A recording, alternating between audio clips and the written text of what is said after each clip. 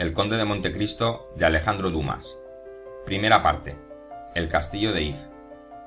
Capítulo 22. Los contrabandistas. Dantes había pasado escasamente un día a bordo, y ya sabía perfectamente a qué casta de pájaros pertenecía aquella gente. Aunque no hubiese aprendido en la escuela del abate Faría, el digno patrón de la joven Amelia, tal era el nombre de la tartana, sabía casi todas las lenguas que se hablan en torno a ese gran lago llamado Mediterráneo, desde el árabe hasta el provenzal. Con ello se ahorraba intérpretes, gentes fastidiosas de lo suyo y tal vez indiscretas, y le era más fácil y directo entenderse, ya con los buques que encontraba a su paso, ya con las barquillas con las que tropezaba en las costas, ya en fin con esos seres sin nombre, sin patria y sin oficio aparente, que nunca faltan en esos barrios bajos de los puertos de mar, y que se alimentan de ese maná misterioso y oculto atribuido a la providencia, de quien efectivamente debe venir, pues el observador más perspicaz no descubriría en ellos medio alguno de ganarse la vida. Ya se adivinará fácilmente que Dantes se hallaba a bordo de un barco contrabandista. Por esto le recibió el patrón al principio con cierta desconfianza. Como se hallaba en tan malas relaciones con los aduaneros de la costa, y como entre él y ellos porfiaban a quién engañaba a quién, pensó al principio que Dantes era simplemente un espía de la hacienda que empleaba tan ingenioso medio para penetrar los secretos del oficio. Pero el modo brillante con que Dantes se defendió cuando trató de sonsacarle le dejó casi enteramente convencido. Cuando vio flotar después aquella columna de humo sobre el baluarte del castillo de If, y cuando oyó el estampido remoto del cañonazo, se imaginó por un instante que acababa de recibir a bordo a uno de esos por quienes se disparan cañonazos a la entrada y a la salida, como por los reyes. En honor de la verdad, justo es decir que esto le importaba menos que si fuese un aduanero el recién venido, pero también esta segunda suposición desvanecióse como la primera, gracias a la impasible serenidad de Edmundo. Alcanzó, pues, la ventaja de saber quién era su patrón, sin que su patrón supiera quién era él. No le atacaba ni el patrón ni marinero alguno, por lado que no defendiera perfectamente, ya hablando de Nápoles, ya de Malta, que conocía también como Marsella, y todo con una exactitud que hacía mucho honor a su memoria. Así, pues, el genovés fue quien se dejó engañar por Edmundo, al cual favorecía su dulzura, su pericia náutica y en particular su refinado disimulo. Quién sabe, además, si el genovés era uno de esos hombres que tienen bastante talento para no saber nunca más que lo que deben saber, ni creer nunca más que aquello que les importa creer. En esta recíproca situación le sorprendió la llegada a Liorna. Allí debía intentar Edmundo otra prueba, que era saber si se reconocería a sí mismo, al cabo de 14 años que no se veía. Conservaba una idea muy exacta de lo que había sido cuando joven, e iba a ver lo que era cuando hombre. En concepto de sus camaradas, ya estaba cumplido su voto, y entró en la calle de San Fernando en casa de un barbero a quien conocía de sus anteriores viajes. El barbero vio con asombro a aquel hombre de larga cabellera y de espesa y negra barba, semejante a esas cabezas tan hermosas que pintó Tiziano. En aquella época no se usaban la barba ni el cabello tan largos. Cuando Edmundo sintió perfectamente afeitada su barba, cuando sus cabellos quedaron como los llevaban todos comúnmente, pidió un espejo para mirarse. Como ya dejamos dicho, tenía 33 años, y los 14 que pasó en el castillo de If habían cambiado su fisonomía. Entró en el castillo con ese rostro risueño e infantil del joven que es feliz, y que da sin trabajo ni pena sus primeros pasos en el sendero de la vida, fiando en el porvenir como consecuencia natural de lo pasado. Todo eso había desaparecido. Su cara ovalada era ahora angulosa. Su boca risueña formaba esos pliegues tirantes que indican firmeza y resolución. Sus cejas se juntaban debajo de una arruga, que aunque única, declaraba la actividad de su pensamiento. Sus ojos se habían como impregnado de profundísima tristeza, y a veces emitían fulminantes destellos de odio y de misantropía. Su tez, por tanto tiempo privada de la luz del día y de los rayos del sol, había tomado ese color mate que cuando va unido a cabellos negros constituye la belleza aristocrática de los hombres del norte. La profunda ciencia que había aprendido ceñía su rostro como una aureola de inteligente superioridad. Además, aunque de estatura bastante elevada, tenía el vigor de un cuerpo que vive siempre concentrando sus fuerzas. La elegancia de sus formas, nerviosas y enjutas, había adquirido muscular solidez. Los sollozos, las oraciones y las blasfemias habían cambiado tanto su voz que unas veces era de exquisita dulzura y otras tenía un acento agreste y casi bronco. Como acostumbrados a la oscuridad y a la luz opaca, sus ojos habían adquirido esa rara facultad que tienen los de la hiena y el lobo de distinguir los objetos en medio de la oscuridad. Edmundo sonrió al contemplar su imagen en el espejo. Era imposible que su mejor amigo, si le quedaba algún amigo todavía, le reconociese, puesto que apenas se conocía a sí mismo. El patrón de la joven Amelia, a quien importaba mucho tener en su tripulación un hombre del temple de Dantes, le propuso algunos adelantos a cuenta de sus ganancias futuras, y aceptó. Lo primero que hizo al salir de la barbería, donde había sufrido su primera metamorfosis, fue entrar en una tienda de ropas a comprarse un vestido de marinero. Este vestido, como todo el mundo sabe, es muy sencillo y se compone de un pantalón blanco, una camisa rayada y un gorro frigio. Cuando volvió Dantes al barco, llevando Jacobo la camisa y el pantalón que le había prestado, viose en la precisión de repetir su historia, pues el patrón no acertaba a reconocer en aquel elegante marinero al hombre de espesa barba que desnudo y moribundo había recogido en la joven Amelia, con los cabellos llenos de algas y el cuerpo empapado en agua de mar. Seducido por su buena planta, renovó a Dantes sus proposiciones de enganche, pero como éste tenía otros proyectos, no las quiso aceptar sino por 3 meses. Pocas tripulaciones se habrán visto tan activas como la de la joven Amelia, ni pocos patrones como el suyo tan amigos de aprovechar el tiempo. A los 8 días escasos de su estancia en Liorna, estuvieron los redondos costados de la tartana llenos de muselinas pintadas, algodones de contrabando, pólvora inglesa y tabaco que no quería pagar derechos a la aduana. Tratábase de sacar todas estas mercancías de Liorna, Puerto Franco, y desembarcarlo en las costas de Córcega, desde donde se encargarían ciertos especuladores de introducirlo en Francia. Edmundo volvió a cruzar aquel mar azulado, primer horizonte de su juventud, objeto de todos sus sueños en el calabozo, y dejando a la derecha a la Gorgona y a la Pianosa a la izquierda, se dirigió a la patria de Paoli y de Napoleón.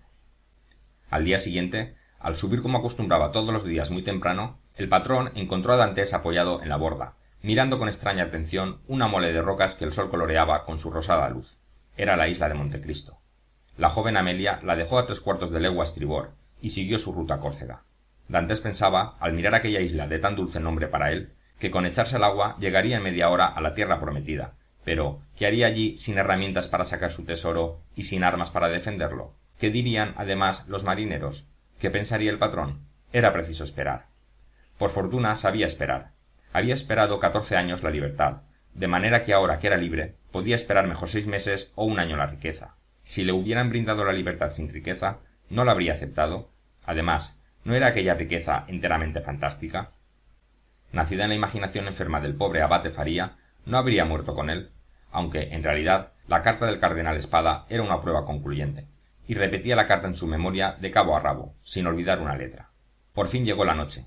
Edmundo vio pasar a su isla por todas las gradaciones de las tintas del crepúsculo, y perderse para todos en la oscuridad, menos para él, que, acostumbrado a las tinieblas de su prisión, continuó viéndola sin duda, puesto que fue el último que quedó sobre cubierta.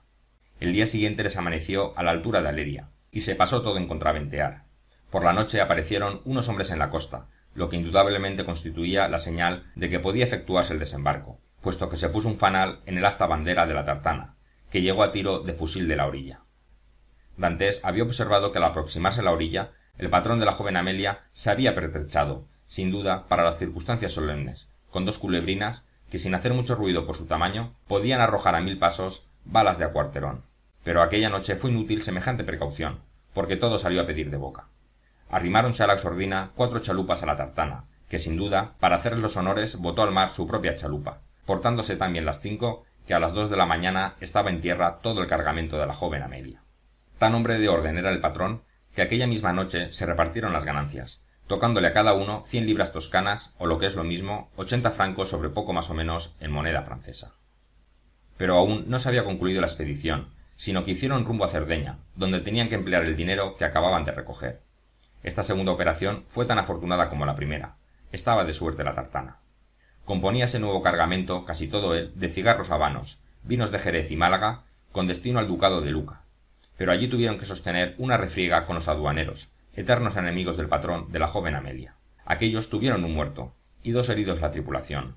Dantes era uno de estos 2 heridos. Una bala le había atravesado la carne del hombro derecho. Aquella escaramuza y aquella herida dejaron a Dantes muy satisfecho de sí mismo, pues le demostraron, aunque con la dureza acostumbrada, la influencia que podrían tener los dolores sobre su corazón. Sonriendo, había arrostrado el peligro, y al recibir el balazo había dicho como aquel filósofo de Grecia: «Dolor, no eres un mal». Además, había contemplado al aduanero moribundo, y bien porque le hiciese la lucha sanguinario, bien porque sus sentimientos humanitarios estuviesen ya muy fríos, aquel espectáculo no le causó sino pasajera impresión. Ya estaba Dantes templado como deseaba, ya el objeto de todos sus afanes se realizaba, ya el corazón se le iba petrificando en el pecho. En desquite, Jacobo, que al verle caer en la acción le tuvo por muerto, se había apresurado a levantarle del suelo y a curarle como un excelente camarada. Este mundo no era tan bueno como el doctor Pangloss suponía, pero tampoco era tan malo como se lo figuraba Dantes, puesto que un hombre que si algo podía esperar de su compañero era sólo la mezquina herencia de la suma que había ganado, se afligía de tal modo con su desgracia. Por fortuna, como ya hemos dicho, Dantes no estaba más querido. Gracias a ciertas hierbas cogidas en épocas determinadas que venden a los contrabandistas las viejas sardas, la herida se cerró muy pronto. Entonces trató Edmundo de probar a Jacobo, ofreciéndole dinero en recompensa de sus atenciones, pero Jacobo lo rehusó con indignación. La consecuencia de esta simpatía que Jacobo demostró a Edmundo desde el primer momento fue que Edmundo experimentase también por Jacobo cierto afecto, pero el marinero no exigía más, adivinando instintivamente que el discípulo del abate Faría era muy superior a su posición y a aquellos hombres, superioridad que Edmundo sólo a él dejaba traslucir. El pobre marino se contentaba, pues, con esto, aunque era bien poco. En esos días, que tan largos resultan a bordo, cuando la tartana paseaba tranquilamente por aquel mar azul, sin necesitar de otra ayuda que la del timonel, gracias al viento favorable que henchía sus velas, Edmundo, con un mapa en la mano, hacía con Jacobo el papel que con él había desempeñado el pobre abate Faría. Le explicaba la situación de las costas, las alteraciones de la brújula, y enseñándole, en fin, a leer en ese gran libro abierto sobre nuestras cabezas, escrito por Dios con letras de diamantes, en páginas azules. Y al preguntarle Jacobo, ¿para qué ha de aprender todas esas cosas un pobre marino como yo? Edmundo le respondía, ¿quién sabe? ¿Acaso llegues un día a ser capitán de barco? ¿No ha llegado a ser emperador tu compatriota Bonaparte? Nos habíamos olvidado de decir que Jacobo era corso. 2 meses y medio pasaron en estos viajes. Edmundo llegó a ser tan excelente costeño como en otro tiempo había sido hábil marino, trabando amistad con todos los contrabandistas de la costa y aprendiendo los signos masónicos que sirven a estos semipiratas para entenderse entre sí. 20 veces habían pasado a la ida o a la vuelta por delante de la isla de Montecristo, pero ni una sola tuvo ocasión de desembarcar en ella. Había tomado su resolución. Tan pronto como terminara su ajuste con la joven Amelia, alquilaría una barquilla, que bien lo podría hacer, pues había ahorrado unas 100 piastras en sus viajes, y con un pretexto cualquiera se encaminaría a la isla de Montecristo. Allí haría libremente sus pesquisas, y, con todo, no con libertad entera, pues de seguro le espiarían los que le hubiesen conducido. Pero, a la larga, en este mundo es preciso arriesgar algo. La prisión había hecho al joven tan prudente que hubiera deseado no arriesgar nada, pero por más que ponía a prueba su resignación, que era tan fecunda, no encontraba otro medio de arribar a la deseada isla. Dantes luchaba con tales incertidumbres cuando el patrón, que tenía en él mucha confianza y deseaba retener a su servicio, le cogió una noche del brazo y le condujo a una taberna de la calle de Oblio, donde acostumbraba reunirse la flor de los contrabandistas de Liorna. Era allí donde generalmente se fraguaban todos los alijos de la costa. Ya en 2 o 3 ocasiones había entrado Edmundo en esa bolsa marítima, y al ver reunidos a aquellos audaces marineros, que dominan como señores absolutos en un litoral de 2000 leguas a la redonda, se había preguntado a sí mismo cuán poderoso no sería el hombre que llegara a imponer su voluntad a todas aquellas diferentes voluntades. Tratábase a la sazón de un gran negocio. Se trataba de encontrar un terreno neutral, donde pudiera un barco cargado de tapices turcos, telas de Levante y cachemiras trasladar su cargamento a los barcos contrabandistas, que se encargarían de despacharlo en Francia. La ganancia era enorme si el negocio salía bien, cuando menos tocarían 50 o 60 piastras a cada marinero. El patrón de la joven Amelia propuso para este objeto la isla de Montecristo, que desierta, sin aduaneros ni soldados, parece colocada a propósito en medio del mar, allá por los tiempos olímpicos por el mismo Mercurio, dios de los comerciantes y de los ladrones, oficios que nosotros hemos hecho diferentes, pero en la antigüedad, según parece, eran hermanos gemelos. El nombre de Montecristo hizo estremecer a Dantes. Para ocultar su emoción, tuvo que ponerse de pie y dar una vuelta por la taberna, donde se hablaban todos los idiomas del mundo conocido. Cuando volvió a reunirse con sus compañeros, estaba ya resuelto el desembarco en Montecristo y la partida para la noche siguiente. La opinión de Dantes, al que consultaron, fue que la isla ofrecía todas las seguridades posibles y que las grandes empresas, para salir bien, se han de llevar a cabo sobre la marcha. En nada se alteró el programa. A la noche siguiente se aparejaría, y como el viento era favorable, al amanecer se hallarían en las aguas de la isla designada. Fin del capítulo 22.